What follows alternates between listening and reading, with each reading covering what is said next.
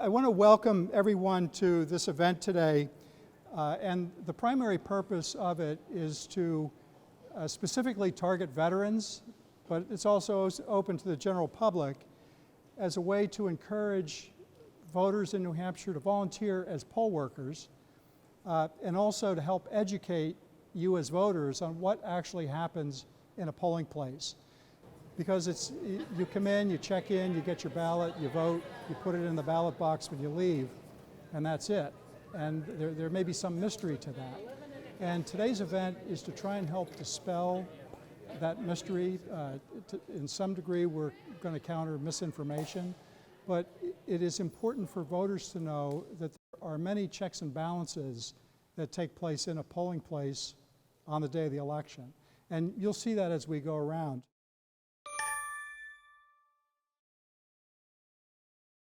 This is the formal process we go through at every election with every AccuVote machine. This is the actual machine.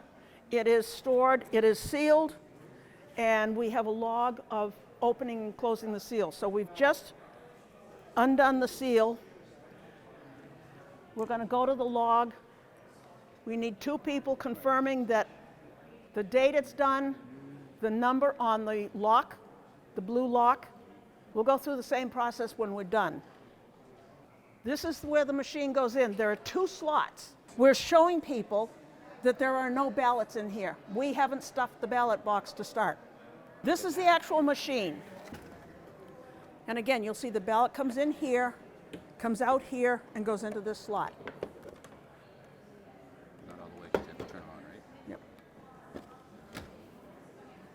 Put back in, and you can see that this is where the memory card is, where all the votes are being tabulated. Again, it's sealed. This is the same kind of tape that you'll get at the end of the night, only it will have counted votes on it. But we do this, again, to show you that nothing has been counted. We're starting from square zero. Everything is sealed. Everything is checked. Everything is watched. Everybody can see if we have people here that are curious, they can come over and watch and see how the machines work. We do testing of these ballots every time we have an election. I invite everybody that wants to come to see how the machines work and see how the testing is done. And we do this with every machine at every polling place, every time.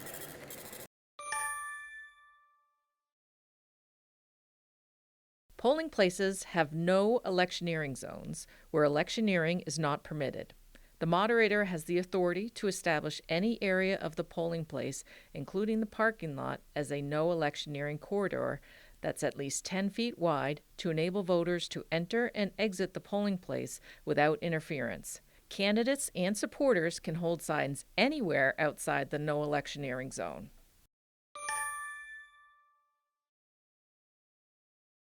We work with the Secretary of State's office on Election Day. What we do is we send out poll inspectors. During our last election, we were able to send a poll inspector out to every single poll location in the state.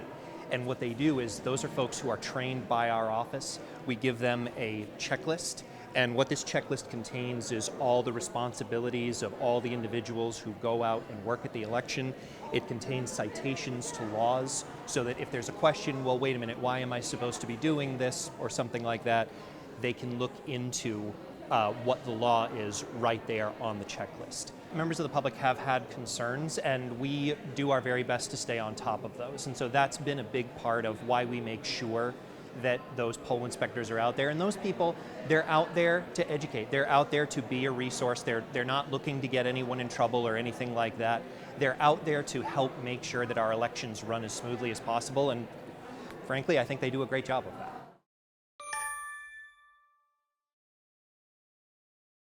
In New Hampshire, you can register to vote at your local polling place on Election Day.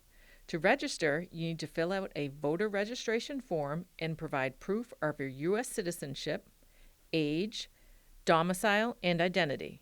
If you do not have the necessary proof, you can sign an affidavit form provided by a local election official at the polling place. An affidavit is a sworn statement before an election official.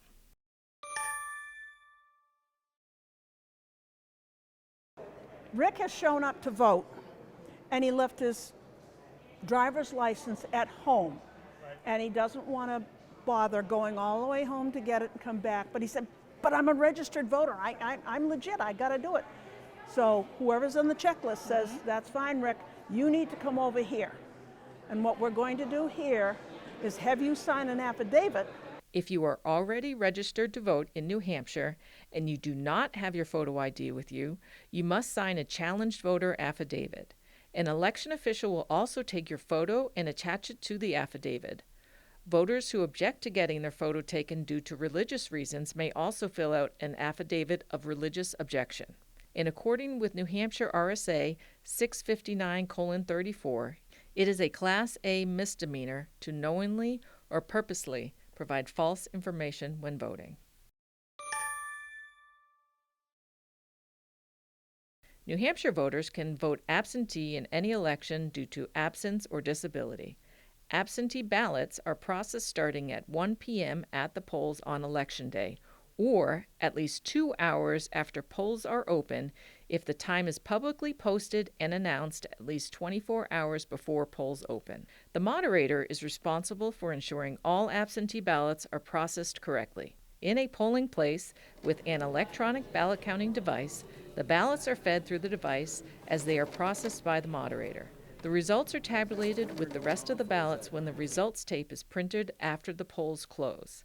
In a hand-counting polling location, absentee ballots are deposited into the ballot box by the moderator. It's required. When you open the polls, I say I'm opening the polls. It's 7 a.m. I'm going to open the polls, and at 10 o'clock I'm going to start processing absentee ballots. So people know, because then anybody that wants to see what's going on, it's all transparent. There's nothing we're hiding. There's no people we're hiding. You can see everything that's going on. So that's what we're doing here. What if you requested an absentee ballot expecting that you were going to be out of town, forgot that you did that, your boss said, I'm not sending you out there anyway, so you're in town and you go, oh, it's election day, I got to go vote. And you come in, well, you're now thinking you're going to vote twice. No, you're not going to vote twice. If you come in at 9 o'clock in the morning, you're going to go to the checklist, and have you been checked off? No, you haven't. So you get to vote in person, and you're marked as voting in person. Then when we get to your absentee ballot, we're going to go to the checklist, and the checklist people are going to say, no, he's already voted in person. So we will take this envelope. It's going to be rejected. It's going to say rejected, voted in person, and we save it. Now, if you come in at 5 o'clock when you get done with work, and you're going to come in and they're going to vote, and the checklist person is going to say, sir, you submitted an absentee ballot. Oh, I forgot about that. Off you go. You don't get another one. If you are a registered New Hampshire voter, you will check in with the ballot clerks at the polling place.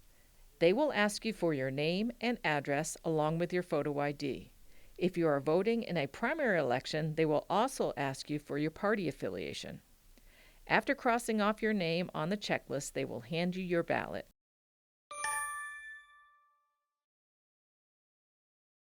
The Democratic and the Republican Party, and also the Attorney General's office has the option to appoint an official ballot challenger. And they will have a letter, if they're from the party or from the Attorney General's office, that officially appoints them to be an official challenger at a polling location.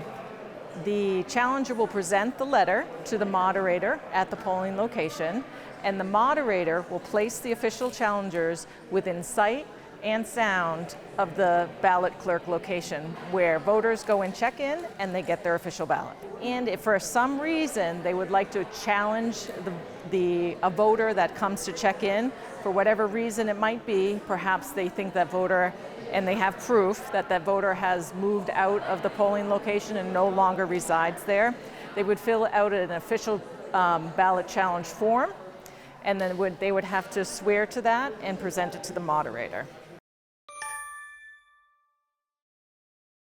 This voting booth is used for people with disabilities or people who are unable to mark a ballot independently themselves in a voting booth. And they come here, after they check in with a ballot clerk, they get a ballot, and this voting booth has a computer set up and a printer. And the actual ballot they were issued gets put in the printer. So they're casting the exact same ballot that everyone else is that comes in and votes.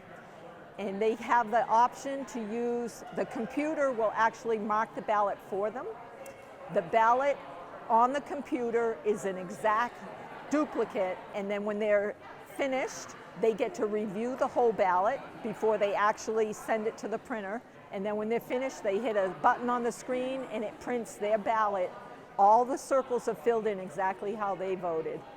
They then take their ballot, it's the same one, and they go over to the voting machine and it goes into the balloting tabulator.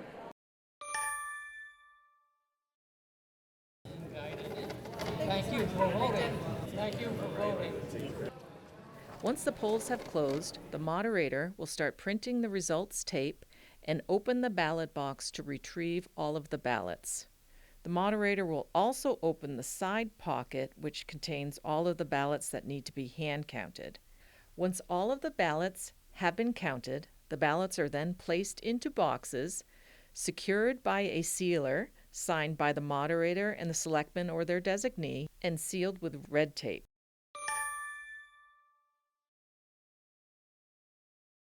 The ballot counting device is also removed from the ballot box and placed in a container that is secured with a seal. Anytime a seal is installed or broken by an election official, it is done in the presence of at least 2 witnesses. The election official and both witnesses must update and sign the seal log, confirming the seal has been properly placed, installed, or broken. They must also record the reason for breaking or installing the seal. I think today's event was a success. We had an opportunity to invite voters in, specifically veterans who are voters in New Hampshire. Purpose was to encourage them to participate as poll workers, but also educate them on what happens in a polling place so they can understand the checks and balances that are taking place on the day of an election. So we had the opportunity to explain that to people. We got tremendous media attention, emphasized the importance of transparency in the process. That's on the officials that run the elections, and also the education of how the process works. That's also on election officials, but it's also important for the voters to search out the real answers to questions that they might have. And election officials, whether they're local or state, are reliable sources of actual information. A lot of positive things are going to come out of this. Veterans and military family members are the most trusted group of Americans when you look at any statistics. And so we believe we should be the ones that know the most about our democracy and about how it works. And especially the fact that veterans are spread across the country in every state, in every jurisdiction, and all of those states and jurisdictions run their elections well, but differently. So we want to make sure in each of those locations that the veteran community is knowledgeable and can stand up to say, hey, I was there, I helped make these elections happen, I served again as a poll worker, and I can tell you that they should be trusted. I'm a poll challenger and I keep recertifying. I've been doing it for a number of years, and this was an opportunity for me to pick up even more information behind the scenes about how it works. There's a lot of things that I didn't understand, and this will make me a better poll challenger. So far, I think it's excellent. They're asking a lot of questions that I've asked. They've answered them. Well, I saw the advertisement for Vet the Vote. I'm a veteran. I served in the National Guard and Air Force Reserve for 30 years. I have a lot more time on my hands now, and I've always been interested in election integrity and making sure things work well, and just trying to make sure we don't have voter fraud. Just understanding how the polls work and how, what the processes are behind the scenes, because you never really can poke your head around closely because everyone's voting, everybody's concerned about security. Here it's more of an open environment to understand everything. So I think it was useful. And being a veteran, people tend to respect the military. They seem to respect veterans for what they've done and served. So it gives a little more confidence that veterans are involved in sort of making sure the process works better, and I think it's a great idea.